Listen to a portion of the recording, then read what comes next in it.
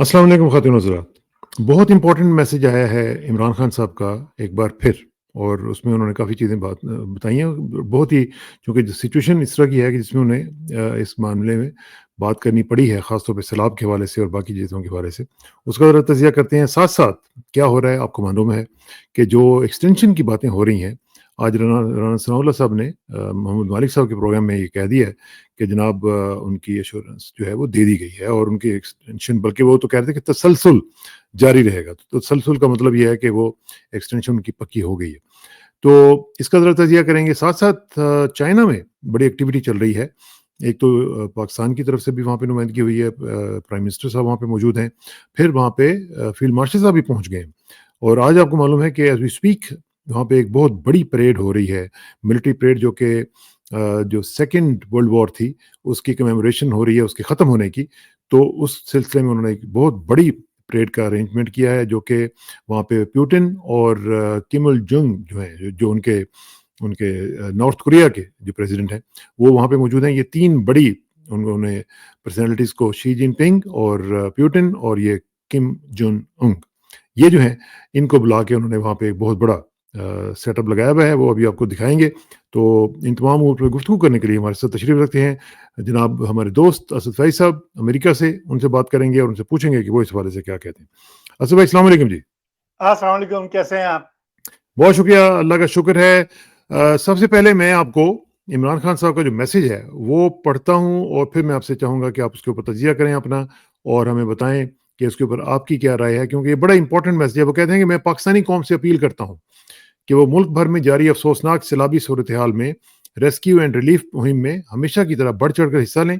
तहरीक इंसाफ भी सैलाब ज़दगान के लिए बिला तफ़रीक अपना किरदार अदा करे। मैं हमेशा मौसमियाती तब्दीलियों और उनसे आने वाले नुकसानात के हवाले से शऊर उजागर करता रहा हूँ। हमने पहले खैबर पख्तूनख्वा में बिलियन ट्री मनसूबा शुरू करवाया, और वफाकी हुकूमत में आकर 10 बिलियन ट्री मनसूबा शुरू करवाया।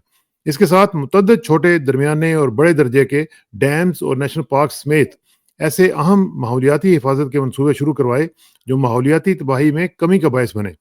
दरख्त ही माहौलियात का तहफ़्फ़ुज़ कर सकते हैं। ऐसे मंसूबों पर तेज़ी से काम करना कौमी तरजीह होनी चाहिए। अफ़गानिस्तान में ज़लज़ले से होने वाली हलाकतों और नुकसान पर दिल शदीद रंजीदा है। हम मुश्किल की इस घड़ी में अपने अफ़गान भाइयों के साथ खड़े हैं। मुझे अफ़गानियों के पाकिस्तान से ज़बरदस्ती निकाले जाने पर भी शदीद तहफ़्फ़ुज़ात और अफ़सोस है। खैबर पख्तूनख्वा में अपने ही लोगों पर ड्रोन अटैक्स और मिलिट्री ऑपरेशन फौरी तौर पर बंद होना चाहिए। अली अमीन गंडापुर समेत सूबाई हुकूमत को इस मामले पर भरपूर मुज़ाहमत करनी चाहिए। पहले ही वो इलाके सैलाब की तबाही झेल रहे हैं। इन हालात में ऑपरेशन या ड्रोन हमले और अपने इलाकों से बेदखली ज़ख्मों पर नमक छिड़कने के मुतरादिफ है। मेरी हिदायत की रोशनी में तहरीक इंसाफ का ज़िमनी इंतखाबात के बाइकआउट का फैसला काबिल तहसीन है। कागजात नामजदगी वापस लेने वाले उम्मीदवार भी दाद के मुस्तहिक हैं। जिन अरकान ने असम्बली के कमेटियों से इस्तीफ़ा दिया है, वो भी काबिल तारीफ़ हैं। उनको भी हदायत करता हूँ कि अगर उनके ज़ेर इस्तेमाल कोई भी गाड़ी या अमरात हैं, तो उसे फ़ौरी वापस करें। पेशावर जलसे की हतमी तारीख का फैसला सितंबर में ही सैलाब की सूरत हाल देखकर मुशावरत से किया जाए। 3 साल जबरो सितम सहने और हक पर होने के बावजूद मैंने मुल्की मफाद में मुज़ाकरात की बात की, मगर मुझ समेत मेरे ख़ानदान से सियासी इंतकाम की इंतहा कर दी गई। हमारे लोगों पर सीधी गोलियां चलाई गईं, और पार्लियामान में हमारे अपोजिशन लीडर्स तक को नाअहल कर दिया गया है। इसके बाद मुज़ाकरात की गुंजाइश बाकी नहीं रहती। ये मुझ समेत मेरे ख़ानदान में से जिस मर्ज़ी को कैद कर दें, मैं अपने मौक़िफ़ से पीछे नहीं हटूँगा और ना ही उनके आगे झुकूँगा। ये उनका ताज़ा तरीन मैसेज है। जनाब असद फैज़ साहब, योर टेक ऑन इट। जी, इसमें कई बातें बड़ी अहम की हैं खान साहब ने। देखें, एक तो वो इसको अगर आप हिस्सों में बाँटें, तो सबसे पहले तो वो सैलाब की बात कर रहे हैं। मुझे याद है, जभी भी मुल्क में कभी कोई ज़लज़ला आया, कोई सैलाब आया, कोई आफ़त आई, सबसे आगे खान साहब खड़े हुए थे।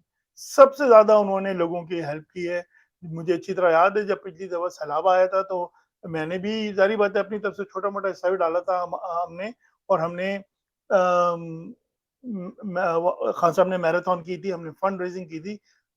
मेरे ख्याल से $100 मिलियन के करीब हमने कोई फंड रेजिंग की थी उसके अंदर, जहाँ तक मुझे याद पड़ता है। उससे पहले उन्होंने ज़लज़ले में भी की थी। तो हमेशा खान साहब कौम के दुख में, कौम की परेशानी में, कौम की मुश्किल हालात में हमेशा खड़े हुए होते हैं और आज उनकी कमी बड़ी शिद्दत से महसूस की जा रही है। आज ये जो टिकटॉक माफिया ने कब्जा किया हुआ है, लोग मर रहे हैं, सारी कश्तियां रख के सामने और उनको रेस्क्यू के लोगों को सामने करके और उनसे जो टिकटॉक बनाई जा रही है, बजाय इसके कि वो लोगों को रेस्क्यू करें, लोगों को के बचाएं, वो मरियम नवाज की टिकटॉक के अंदर वो हिस्सा ले रहे हैं।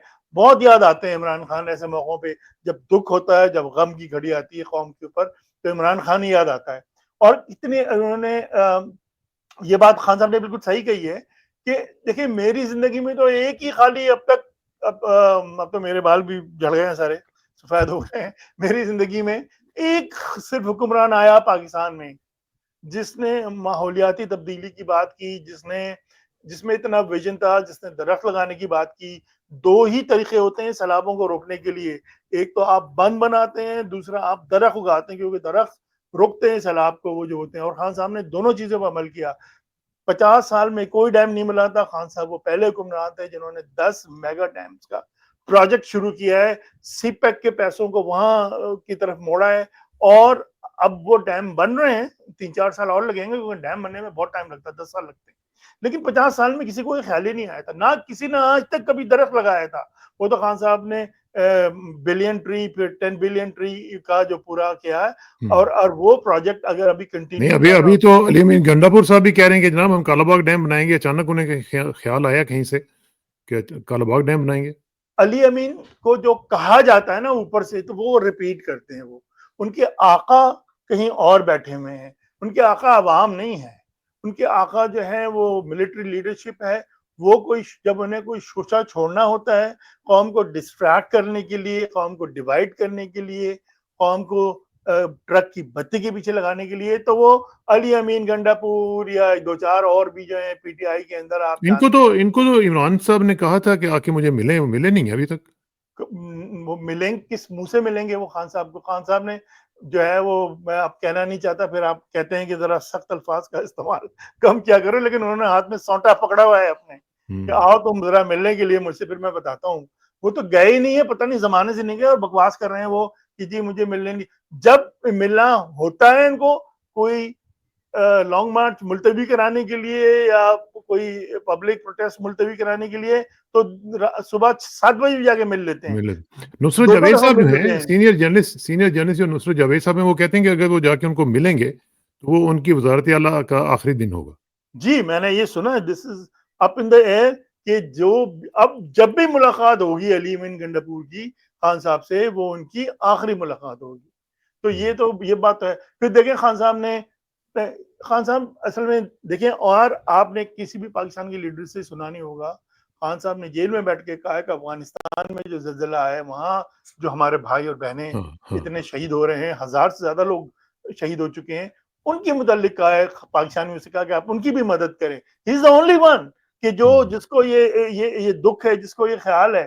फिर उसके बाद देखें, ये खान साहब इस वक़्त अभी जो सर्वे आया है, उसमें और ये मिलिट्री एस्टेब्लिशमेंट का वो ये उन्होंने, मैं उनको रिपीट कर रहा हूँ,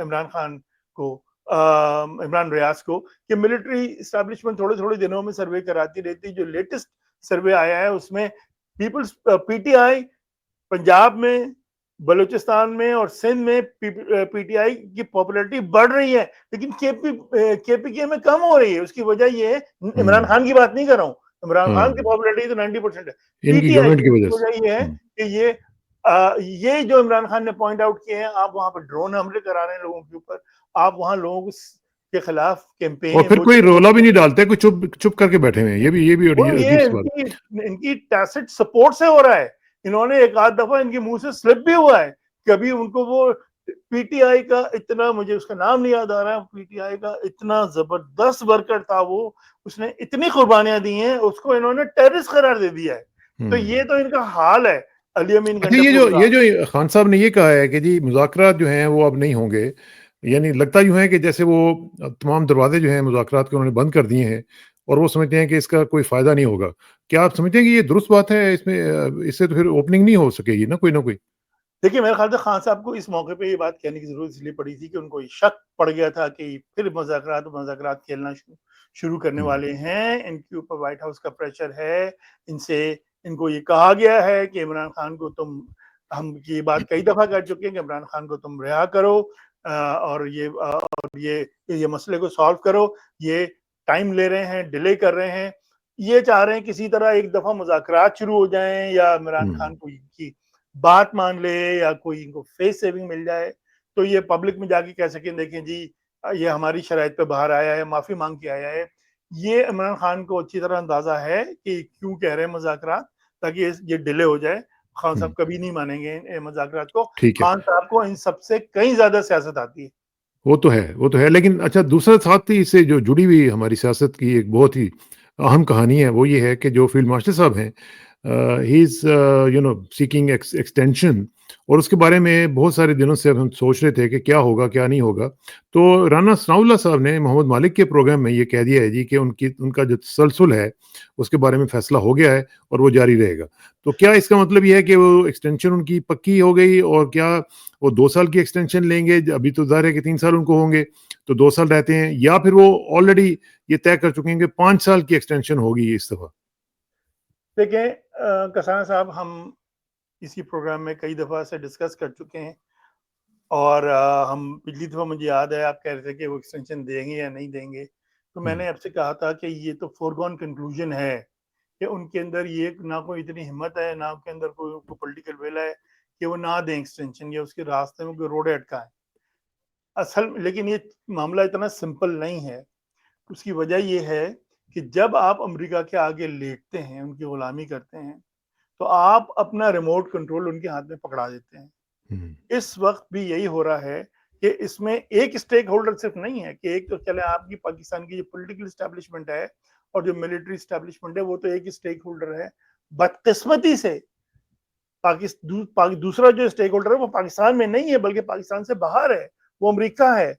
तो ये जाके उसके आगे नाक रगड़ेंगे, सजदा करेंगे, क्या करेंगे एक्सटेंशन लेने के लिए, कोई ऐसी हमें एक क्लियर इंडिकेशन नहीं मिली है अमेरिका से अभी तक कि उन्होंने कहा हो कि ये मुनीर साहब जो है वो कंटिन्यू करेंगे या जो भी उसको नाम दें। देखिए ना ये तो नाम इजाद नहीं वो करने में क्लियर इतने क्लियर माहिर हैं कट ये। इंडिकेशन तो वो देंगे भी नहीं ना, क्लियर कट तो नहीं देंगे, टैसिट अप्रूवल देंगे ना। नहीं, नहीं, जो आपको बातों से तो पता चल जाता है ना कि we would like to continue to work with Munir. ऐसा नहीं कहेंगे कि हम एक्सटेंशन ले रहे हैं, वो आपको फ्यूचर में भी फ्यूचर के सेगे में मुनीर की अगर बात करते हैं, ये इसी तरह टैसिटली करते हैं। हमेशा हाँ, जैसे मुशर्रफ को इन्होंने किया था या उस तरह किया था, तो तो समझ में आ आप गई। समझती हैं कि आपको कोई शक है कि अभी वो नहीं करेंगे? मुझे तो लगता है कि उन्होंने ये फैसला कर लिया हुआ है कि he is the right person to deal with. It is too early to say लेकिन हुँ, हो सकता है कर भी लें। मैं ये नहीं कह रहा कि वो नहीं करेंगे। मैं हाँ। कह रहा हूँ ये बात अभी क्लैरिटी के साथ नहीं कही है। हो सकता है वो उनसे और कंसेशंस एक्सट्रैक्ट कराएँ पहले, फिर उसके बाद वो इसकी इजाज़त दें। तो ये तो अभी अभी देखें तो ये जो कंसेशंस कहना क्या हो सकते हैं? कंसेशंस में इमरान खान की रिहाई भी हो सकती है? देखिए कंसेशन इनसे एक्सट्रैक्ट कराने का मतलब ये हुआ कि ये मदनियात में कितना हिस्सा दे रहे हैं अमेरिका को, कितनी अमेरिका की कंपनियों को बुला रहे हैं यहाँ पे उसके लिए। तो जो आपके पास है वही दे सकते हैं ना आप। पाकिस्तान के पास अब बचा तो कुछ है नहीं। अच्छा दूसरी बात ये कि ये जो मुनीर क्या है भागा देखें ये आप you need to understand something also मेरे ख्याल से you do but I just am reminding you कि ये क्यों गए Munir why did Munir decide to go to China at this point in time क्योंकि वो एक काउंटर लेवरेज क्रिएट करना चाह रहे थे अमेरिका पे दबाव डालने के लिए कि मुझे एक्सटेंशन दो वरना मेरे पास और भी ऑप्शन मौजूद हैं चाइना की सूरत में रशिया की सूरत में ये जो गेम खेल रहे हैं ये पाकिस्तान आर्मी के लिए अच्छी नहीं है ये मुनीर साहब को तो एक्सटेंशन उनको तो सिर्फ एक चीज दुनिया में नजर आती है कि मुझे एक्सटेंशन चाहिए मुझे और नौकरी करनी है और उसके अलावा और हर कीमत हर चीज देने के लिए तैयार हैं वो उसके लिए लेकिन ये पाकिस्तान आर्मी के लिए अच्छी नहीं है इन द लॉन्ग रन कि आप अमेरिका के साथ भी दगाबाजी कर रहे हैं एज इंस्टीट्यूशन और चाइना के साथ भी दगाबाजी कर रहे हैं आप इनके साथ भी खेल अगर ये मुझे बात समझ में आ रही तो आपके ख्याल में चाइनीज को समझ में नहीं आ रही होगी अमेरिका वो को कहते समझ हैं में कि ये नहीं आ रही बैलेंसिंग एक्ट है। बैलेंसिंग एक्ट का मतलब ये है कि हम विकेट के दोनों तरफ खेलते हैं इधर भी खेलते हैं यहाँ से और वहां से भी खेलते हैं। ये उसको नाम दे दिया है बैलेंसिंग एक्ट का, वरना असल बात तो ये है कि ये दोनों से कंसेशन एक्सट्रैक्ट करना चाहते हैं, ये दो आकाओं को खुश रखना चाहते हैं। ये कोई बैलेंसिंग एक्ट नहीं होता है। ये ऐसा नहीं होता है कि आप कहें कि पैलेस्टीनियंस को भी हम अपना अजीज समझते हैं और नेतन्याहू को भी अपना दोस्त समझते हैं। ये कोई बैलेंसिंग एक्ट नहीं है। ठीक है। लेकिन जो अभी जो चीज नजर आ रही है उसमें तो हमें यूं लग रहा है कि जैसे थिंग्स आर क्वाइट होंकी डोरी फॉर देम, मतलब उनके लिए कोई मसला नहीं नजर आ रहा। ऐसा और लगता वो है बीच में ऐसे हाँ ऐसे बातें, बीच में कई दफा ऐसा हुआ है। हाँ और एक दफा की बात नहीं है, अगर आपको याद हो कई दफा ऐसा हुआ है। बल्कि हमने इस पर डिस्कस भी किया, यार ये लग रहा है कि दे हैव अब तो सब कुछ। एक दफा जब भी जाके आप बताएं, जब ट्रंप से आगे मिले थे, ऐसा नहीं लग रहा था सब कुछ इट्स ऑल ओवर, हाँ अब हाँ तो हाँ ये सब कुछ इन्हीं का है। लेकिन फिर बाद में पता चला जैसे ही कोरेला की छुट्टी हुई, अगले दिन से इनके ऊपर प्रेशर दोबारा बढ़ गया। तो ये चीजें आगे पीछे होती रहती हैं, चलती रहती हैं, इतनी कोई बड़ी चीज नहीं है। मैंने एक वो जो स्को में हुआ है, वो जो चाइना में हुआ है, उस पे हमें फिक्र करने की जरूरत है कि पाकिस्तान देखें जो बॉडी लैंग्वेज थी वहाँ यीपिंग की, जो चाइनीज प्रीमियर है, हाँ जो प्रेसिडेंट आपने कल दिखाया था, आप मुझे बता रहे थे कि वीडियो हाँ खान हाँ साहब के साथ का किस तरह उन्होंने इस्तकबाल किया और किस तरह उन्होंने कम्प्लीटली इग्नोर किया शहबाज शरीफ को, और फिर ये दौड़े दौड़े पहुंच गए वहां पे मिलने के लिए। ये these are not good science. ये अच्छी चीजें नहीं है पाकिस्तान के लिए और पाकिस्तान आर्मी के लिए, क्योंकि देखिए ना हमारा फ्यूचर तो इन्हीं से वाबस्ता है, चाइना से वाबस्ता है और रशिया के साथ वाबस्ता है। यही हमारे करीबी हैं। ऑयल हमने इवेंचुअली, तो ये तो अभी अमेरिकन प्रेशर है ना, मैंने ऑयल हमने इवेंचुअली रशिया से लेना है, हथियार हमने। वैसे मुझे एक बात बताएं कि जी ये देखें ना, ये जो विजुअल्स आप देख रहे हैं इसी तरह के विजुअल्स उस वक्त भी आए थे जब इमरान खान साहब जाके पुतिन को मिले थे। तो अभी ये खुद भी जाके मिल रहे हैं, तो कौन सी गलत बात की थी इमरान खान ने जो कि प्रेसिडेंट पुतिन को जाके मिले थे, और ये खुद भी मिल रहे हैं, बल्कि उनके हाथ पकड़ पकड़ के उनके पीछे पीछे भाग के उनको मिन्नतें कर रहे हैं कि भाई अस्सलाम वालेकुम, क्या हाल चाल है आपका। तो देखिए, उसके ये दुनिया को पता है, अमेरिका भी बेवकूफ नहीं है, उनको पता है कि इसकी कोई औकात नहीं, इनकी कोई कोई अहमियत नहीं इस मीटिंग की, कोई इससे कुछ मिलना नहीं है। ये सिर्फ शो एंड टेल है, ये एक तस्वीर खिंचवाने का जिसे कहते हैं फोटो ऑप है ये। इससे ज्यादा इसकी कोई औकात नहीं। खान जब गया था, वो तो प्यूटन ने, आपको मालूम है, 2 घंटे की मीटिंग जो थी प्यूटन की, वो 8 घंटे में कन्वर्ट हो गई थी। प्यूटन सब कुछ छोड़ के खान के पास बैठा हुआ था और वहां उसने उस मीटिंग में खान साहब को उसने कहा था हम 40% के ऊपर डिस्काउंट पे ऑयल देने के लिए तैयार हैं, आपको हाँ हम गंदम देने के लिए तैयार हैं, आपको हथियार सप्लाई करने के लिए तैयार हैं। ऐसी तो कोई बात नहीं हुई, ये तो सिर्फ फोटो ऑप है। देखिए दुनिया में ये अच्छा, ये तो वैसे होता फोटो है। जो आप देख रहे हैं ये भी एक फोटो आप थी जो कि मोदी साहब ने सिग्नलिंग की है ट्रंप के लिए, और दोनों को खड़ा करके साथ उनको जफ्फियां छप्पियां लगा रहे हैं। तो ये भी एक सिग्नलिंग हो रही है इंडिया की तरफ से भी। देखिए मोदी को कुछ मिला नहीं है इससे।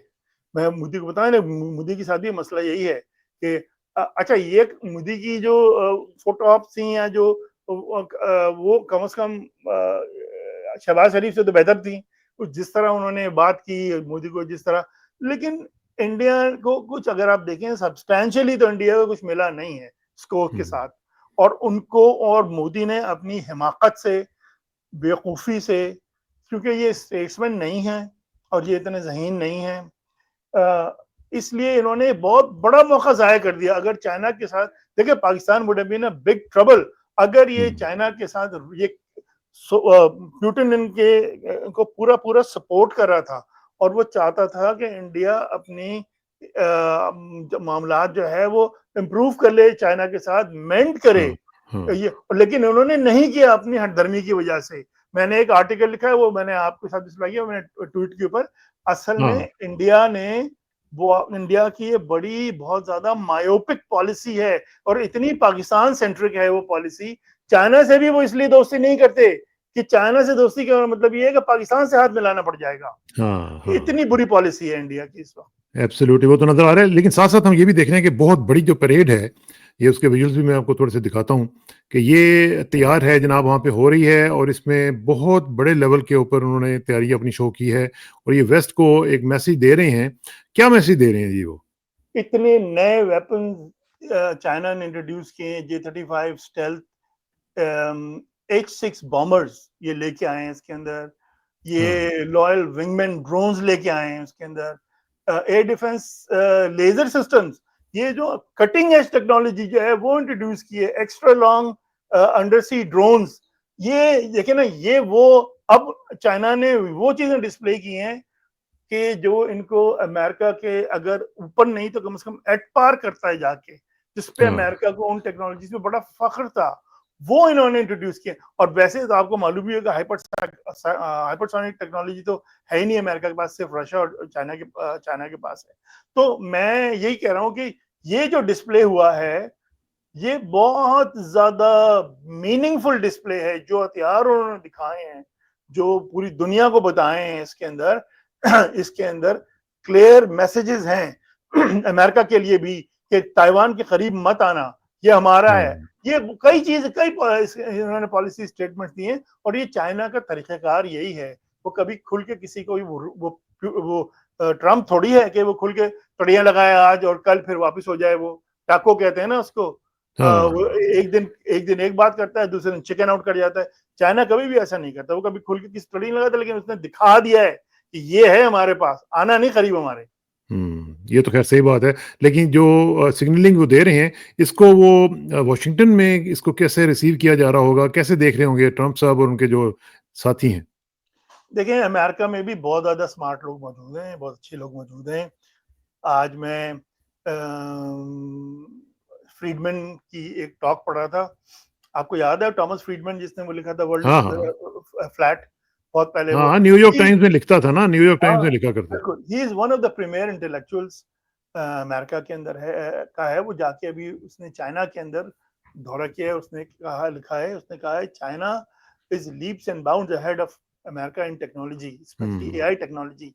वो बता रहा था कि मैं गाड़ी में बैठा हूँ, अभी फ्रीडमैन कह रहा है, कोई चाइनीज नहीं कह रहा है, वो जो अमेरिकन इंटेलेक्चुअल है कह रहा है कि मैं गाड़ी में जाके बैठा हूँ, मेरी हर चीज, फोन, लैपटॉप ऑटोमेटिकली कनेक्ट हो गया, हर चीज, सारी की सारी चीजें वो एक वाईफाई के से आ साथ? गई। जी, वाईफाई के साथ? हर चीज है आपस में, आपका जो फोन है वो गाड़ी के साथ कनेक्टेड है, लैपटॉप भी गाड़ी के साथ कनेक्टेड है। और आपको पता है इन्होंने, चाइनीज ने क्या स्ट्रेटेजी की है, उन्होंने जो फोन कंपनियां थी, वावे थी, शामी थी, उन सबको ऑटोमोबाइल कंपनियों में चेंज कर दिया है। फोन बनाती हैं वो टेक्नोलॉजीज, लैपटॉप बनाती हैं वही गाड़ियां, वही कंपनियां बना रही हैं, गाड़ियां बना रही हैं, तो वही सॉफ्टवेयर, वही टेक्नोलॉजीज यूज हो रही है। अमेरिका में तो देख लें, ना एप्पल गाड़ी बनाती है, ना अमेजोन बनाती है, कोई नहीं, ना गूगल बनाती, कोई नहीं, नहीं कमाल बनाता। कर दिया उन्होंने, कमाल तो कर दिया। वो तो बहुत आगे जा चुके हैं। चलें, इसके ऊपर हम इंशाल्लाह आपका तज़किया लेते रहेंगे। बहुत-बहुत शुक्रिया। जल्दी आपसे कभी एक मुलाकात दिन होगी। खजाना साहब, कभी टेक्नोलॉजी और एआई पे भी बात होनी चाहिए। एब्सोल्युटली, इंशाल्लाह। Thank you very much. अस्सलाम चले, वालेकुम। ओके।